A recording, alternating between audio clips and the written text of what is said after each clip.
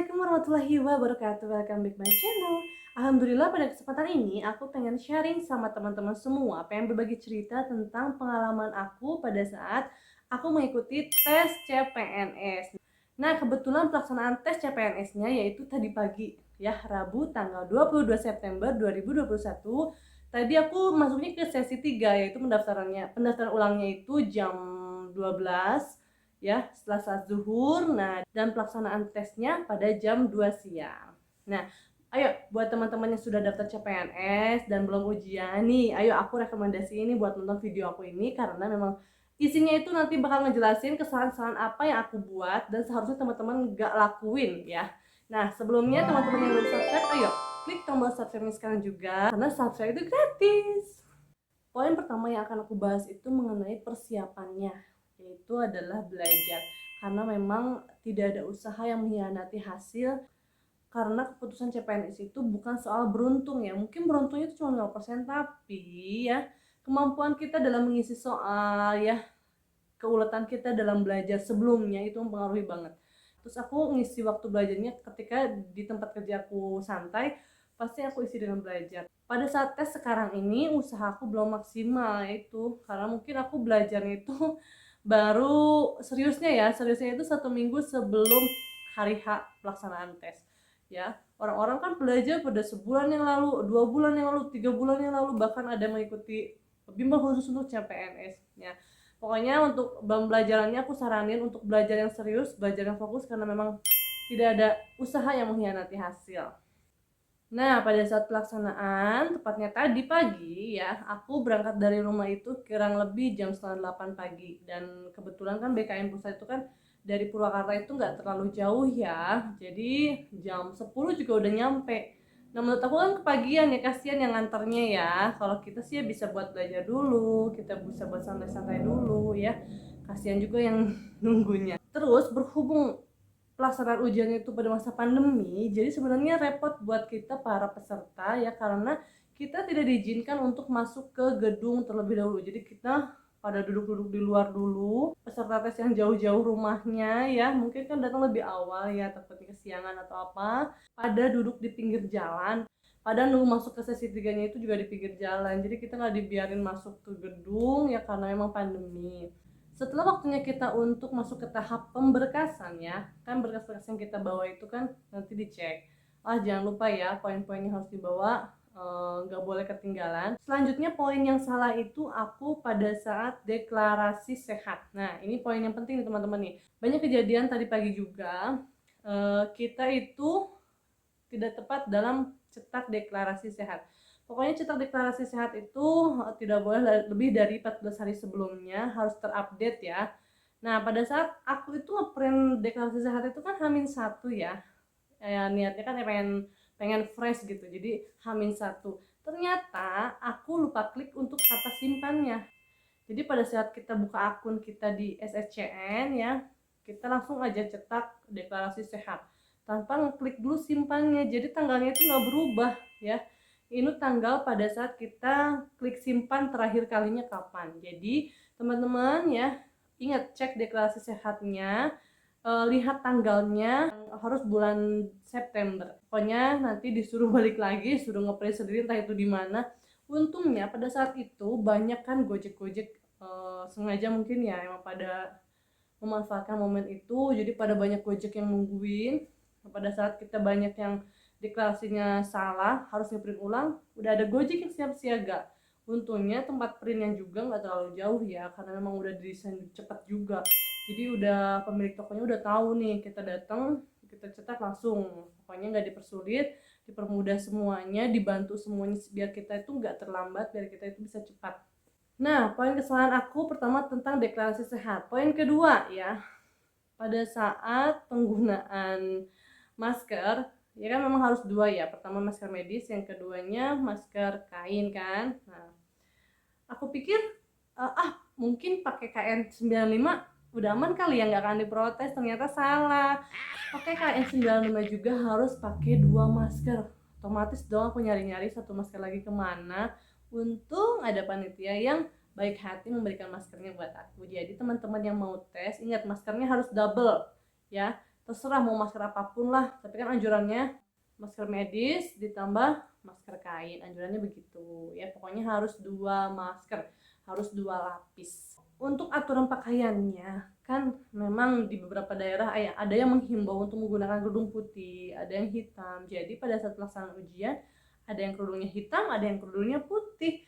Terus kan harusnya pakai rok ya, tapi ada aja yang pakai celana ya, perempuan ada aja yang pakai celana. Tapi alhamdulillah panitia nggak mempersulit, nggak diprotes, nggak apa ya. Pokoknya pada saat tes itu ya nggak usah muluk-muluk pengen beli celana, pengen beli rok dulu lah karena nggak punya rok, pengen beli kemeja dulu lah karena kemejanya udah usang. Yang penting yang ada aja pakai aja, kalau perlu pinjam aja karena ini kan ya kalau emang kitanya nggak dibutuhin untuk sehari-hari, ngapain juga sih kita mesti beli-beli dulu gitu kan, sayang juga.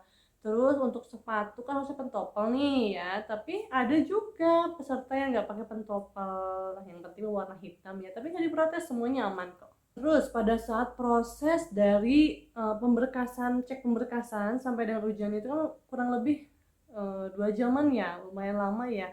Jadi yang pasti kita itu harus usahakan kita nggak kehausan. Sebaiknya kita minum dulu karena kita kan nggak diperbolehkan untuk membawa minum pada saat masuk ke ruang setelah pemberkasan ya. Nanti juga kita akan tas kita itu akan disimpan di locker. Jadi sebaiknya kita itu harus minum yang cukup, makan yang cukup.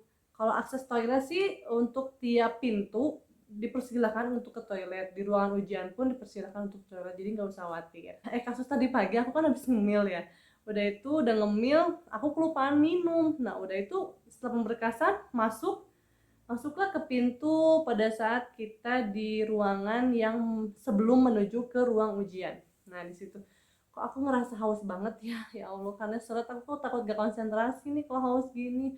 Jadi aku ngeberaniin diri minta ke panitia, alhamdulillah disediain minum, kita suruh minum dulu. Pokoknya kalau ada keluhan apapun utarakan, daripada kita pada saat ujian gak konsentrasi. Nah nanti pada saat dibawa ke ruang ujian itu cuman bawa pensil kayu, kartu peserta ujian, dan KTP. Awas jangan lupa ya, KTP elektroniknya dibawa, nggak boleh ketinggalan karena nanti ada pintu untuk menyeken kartu peserta ujian dan KTP-nya. Nanti dikasih pin lah kita. Pada saat mau mengikuti tes CPNS sebaiknya buka dulu deh anting, kalung, gelang, jam tangan, karena itu tidak diperbolehkan pada saat masuk ke ruangan ujian ya. Jadi pada repot-repot kita buka-buka dulu di sana, takut hilang juga. Mendingan kita simpen aja, nggak usah dipakai ya. Pada saat ujiannya kita nggak usah pakai apa-apa, jadi lebih praktis. Nah untuk ibu hamil dan yang lagi sakit pada saat masuk ruangan itu didahulukan kok, tenang aja ya. Jadi mungkin kasihan, takut nunggu lama kan capek, namanya orang hamil, orang sakit ya, takutnya nanti pada saat ujian gak konsentrasi, kasihan juga. Nah pada saat kita memasuki ruang ujian, nah suasana deg-degan mulai muncul ya. Nah setelah kita mendapatkan kursi, duduklah dengan tenang, lihat lingkungan sekitar, tarik nafas yang dalam ya. Setelah itu berdoa, fokus, tenang, percayakan semuanya Allah akan memberikan yang terbaik ya. Jangan lupa terus berdoa. Nah jadi hasil skor aku itu alhamdulillah melebihi passing grade ya. Mudah-mudahan di rankingan juga mendapatkan posisi untuk bisa mengikuti SKB ya, walaupun skornya nggak gede-gede amat, standar-standar aja. Pada saat kita akan login, mengisi nick, mengisi pin sesi, mengisi pin peserta, nah kerjakanlah, menurut aku sih ya, kerjakanlah TKP dulu. Kenapa alasannya? Karena pertama, passing grade TKP itu tinggi, lebih tinggi daripada TWK dan TIU ya. Contohnya nih, kalau misalnya TWK cuma 65 loh passing grade-nya, kalau misalnya TIU 80 ya. Nah sedangkan TKP itu 166 loh, bayangkan ya. Ya soalnya juga lebih banyak sendiri karena soal dari TKP adalah 45 soal, untuk TWK soalnya 30 soal, dan untuk TIU 35 soal. Bayangkan loh, dalam waktu 100 menit kita harus mengerjakan soal 110 buah soal. Kita harus agak dipercepat nih, soalnya beda dari tahun kemarin kan. Tahun kemarin itu masih bisa lah 1 menit ya, tapi sekarang enggak karena memang 110 soal diselesaikan dalam waktu 100 menit. Nah selain pertama kita mengerjakan TKP dulu ya, karena memang membutuhkan pemikiran yang fresh, hati yang tenang, karena makin kesini pikiran kita udah mulai ini nih bergejolak tegang. Nah, setelah mengerjakan TKP, sebaiknya lanjutkan ke TWK ya. Setelah TWK beres, lanjutkan ke TIU. Tapi kalau misalnya memang menurut teman-teman semua, aku sih pengen ngerjain apa yang aku suka dulu. Aku suka TIU kok, ya udah silakan. Tapi ya pokoknya kerjakan apa yang menurut teman-teman kuasai dulu ya. Karena memang menurut aku sebenarnya suka TKP, lebih suka TKP daripada TIU dan TWK, tapi memang membutuhkan penalaran yang tepat. Pada saat tes aku kemarin ya, tahun-tahun sebelumnya, aku itu skornya lebih tinggi sebenarnya daripada sekarang, tapi nggak lulus. Kenapa?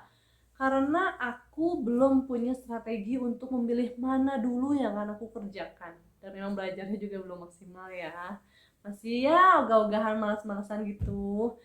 Tahun-tahun kemarin aku gagal di TKP karena memang aku mengerjakan dari sesuai urutan, TWK dulu, TIU baru TKP.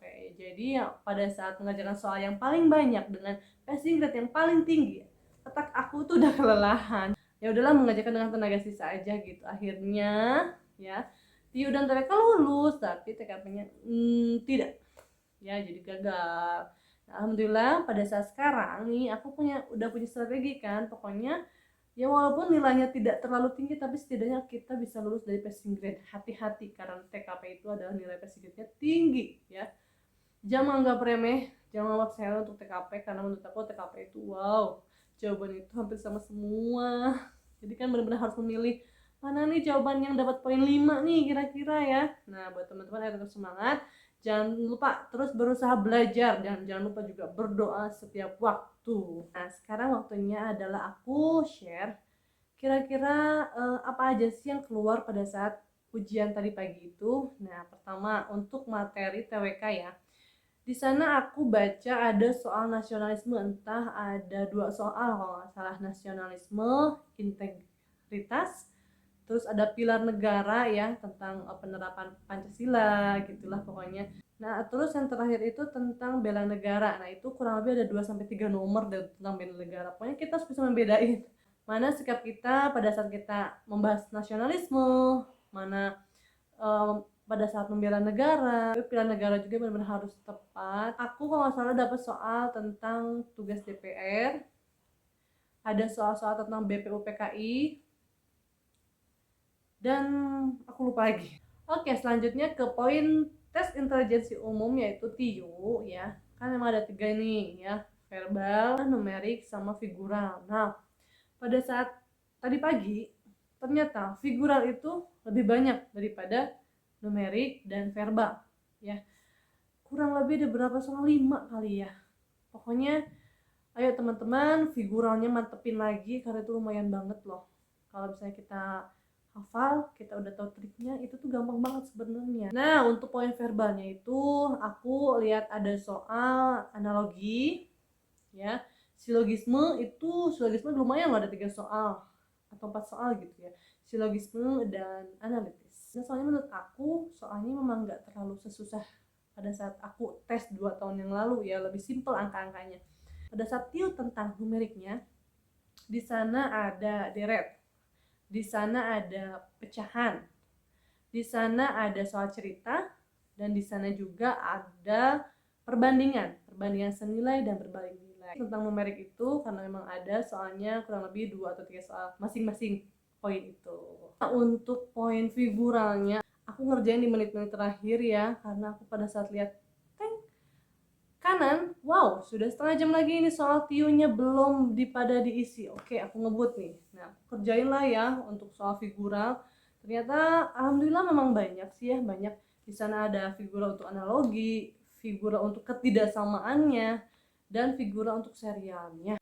Nah, sekarang poin ketiga pada saat TKP, ayo jangan menyepelekan karena itu memang itu tuh lumayan passing-nya tinggi, Bo. Nah, kita harus tahu, kita harus tepat, itu sesuai dengan kepribadian kita sih sebenarnya. Nah, pada saat soal untuk TKP, di sana aku nemuin pelayanan publik kurang lebih 2 soal apa 3 soal gitu ya, tentang jejaring publik ya, terus tentang sosial budayanya ada, tentang teknologi dan informasi itu kurang lebih ada 3 soal, terus tentang profesionalisme kita nih ya dalam bekerja, dalam memimpin suatu perusahaan atau organisasi. Terus terakhir tentang anti radikalisme itu sih, anti radikalisme itu kalau nggak salah cuma satu deh. Pokoknya ya buat teman-teman, ayo walaupun TKP itu memang sesuai dengan kepribadian kita, tapi emang harus sering diulang karena itu mengecer sekali, jawaban itu berasa benar semuanya. Oke teman-teman, cuma itu saja yang bisa aku sampaikan. Mudah-mudahan bermanfaat. Mudah-mudahan SKD teman-teman sukses, lancar, dan masuk ke tahap SKB dan mendapatkan NIP tahun ini. Oke. Nah, sebelumnya buat teman-teman yang belum subscribe, ayo bantu dukung channel ini ya dengan cara like, comment, subscribe, dan share. Subscribe itu gratis loh. See you next video. Bye.